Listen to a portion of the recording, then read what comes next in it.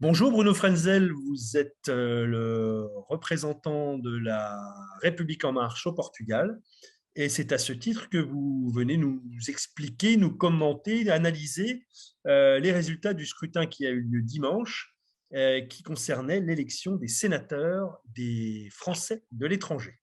Eh bien, je vous laisse nous présenter d'abord les résultats et puis ensuite vous nous livrerez votre analyse de ces résultats.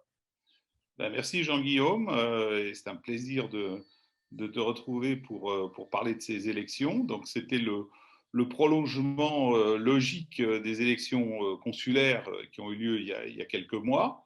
Elles avaient été retardées, ces élections sénatoriales, hein. Donc on est sur l'élection de 6 sénateurs pour représenter les Français de l'étranger, pour lequel le collège des grands électeurs, à savoir les conseillers consulaires, les délégués, les députés et sénateurs, sont appelés à voter pour élire ces conseillers des Français de l'étranger. Donc environ un peu plus de 500 personnes appelées à voter, qui se sont exprimées, je dirais, dans un grand esprit démocratique, hein, puisque la quasi-totalité des appelés à voter ont voté.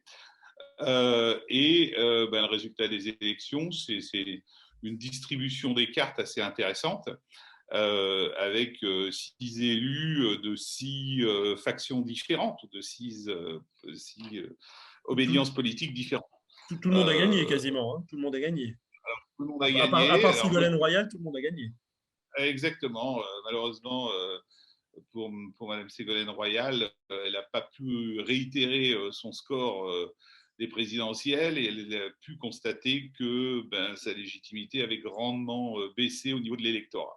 En tout cas, j'y reste une leçon à retenir, comme quoi un parachutage ne marche pas forcément, même si on est sur une population de Français de l'étranger qui sont moins ancrés dans un territoire, puisqu'on est multi-territoire. Ça ne marche pas. Il y a eu un candidat socialiste qui a été élu. Oui. Moi, je voulais féliciter particulièrement Samantha Cazbonne, hein, qui était la députée de la 5e circonscription, qui est notre députée ici au Portugal, Espagne, Andorre et Monaco, qui a été élue sénatrice représentant la République en marche, et donc qui va prendre ses fonctions en principe au 1er octobre de sénatrice, pardon, et qui va donc laisser son mandat de députée, pour lequel elle sera, je dirais, de par la loi, remplacée par son suppléant, Oui. Stéphane Vojetta, qui est basé à Madrid et qui va prendre la suite. Donc aujourd'hui, nous sommes représentés, bien sûr, au niveau, l'AREM, au niveau de l'Assemblée nationale et au niveau du Sénat, sachant que les sénateurs n'ont pas un attachement de circonscription en principe, hein, ils représentent Oui, bien sûr. le politique d'ensemble.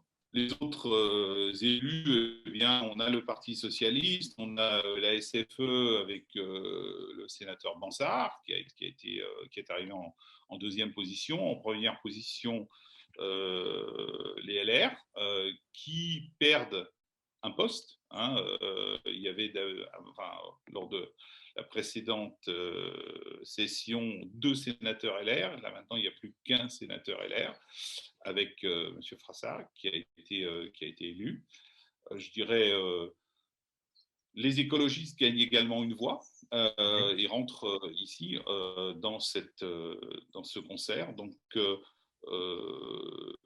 représenté, si mes souvenirs sont bons, également par une femme, donc 2 femmes sénatrices également. Ce qui est Si on peut-être peut parler d'une voilà. surprise, ce serait celle-là, ce serait ça la surprise dans cette élection? Si on peut parler de Oui, surprise. oui, si on peut parler sur, oui, je pense que c'est bien que, enfin, ça marque aussi que, enfin, je dirais, pour les Français de l'étranger, l'écologie, c'est un sujet au moins aussi important que pour les gens qui sont en France. Donc, c'est bien qu'il y ait une représentation écologiste aussi qui soit là.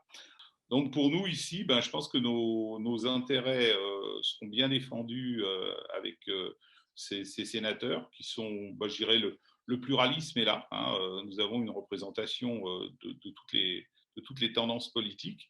Merci beaucoup, Bruno Frenzel. Merci beaucoup, au revoir. La French Radio, Portugal.